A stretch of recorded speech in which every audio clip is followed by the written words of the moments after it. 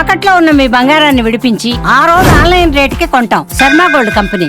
దుబాయ్లో హత్యకు గురైన ఇద్దరు తెలంగాణ వాసుల మృతదేహాలను హైదరాబాద్ తరలించేందుకు ఏర్పాట్లు పూర్తయ్యాయి. నేడు లేదా రేపు వారి మృతదేహాలకు హైదరాబాద్కు రానున్నాయి. బాధిత కుటుంబాలకు ప్రభుత్వం అండగా నిలిచి సాయం అందిస్తోంది. కుటుంబ సభ్యులకు అవుట్సోర్సింగ్లో ఉద్యోగాలు కూడా ఇవ్వాలని సీఎం ఆదేశించారు.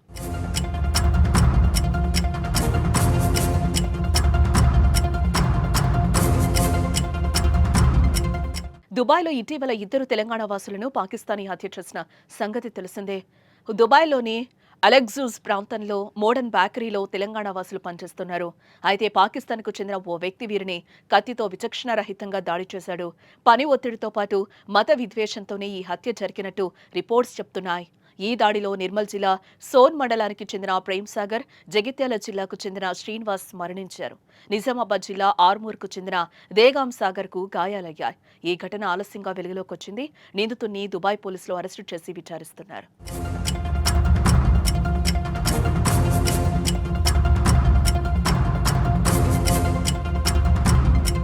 శ్రీనివాస్, ప్రేమ్ సాగర్ల మృతితో వారి కుటుంబాలతో పాటు గ్రామాల్లో విషాద ఛాయలు అలుముకున్నాయి. మృతదేహాలను త్వరగా స్వదేశానికి రప్పించాలని కోరారు.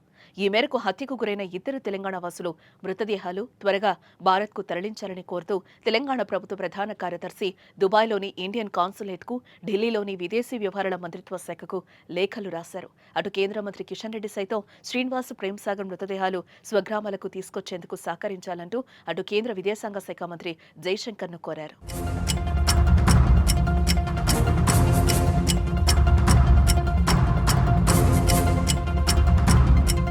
ఈ మేరకు దుబాయ్లో హత్యకు గురైన ఇద్దరు తెలంగాణ వాసుల మృతదేహాలను హైదరాబాద్ తరలించేందుకు ఏర్పాట్లు పూర్తయ్యాయి. శుక్రవారం అర్ధరాత్రి దుబాయ్ నుంచి బయలుదేరే ఎయిర్ ఇండియా విమానంలో మృతదేహాలను తీసుకురావాలని భావించారు. అయితే మృతదేహాల గుర్తింపులో జాప్యం జరగడంతో శనివారం అర్ధరాత్రి లేదా ఆదివారం ఇద్దరి మృతదేహాలు హైదరాబాద్ చేరుకోనున్నాయి. హైదరాబాద్ నుంచి వారి స్వగ్రామాలకు తరలించే విధంగా ప్రభుత్వం అంబులెన్సులను కూడా ఏర్పాటు చేసింది.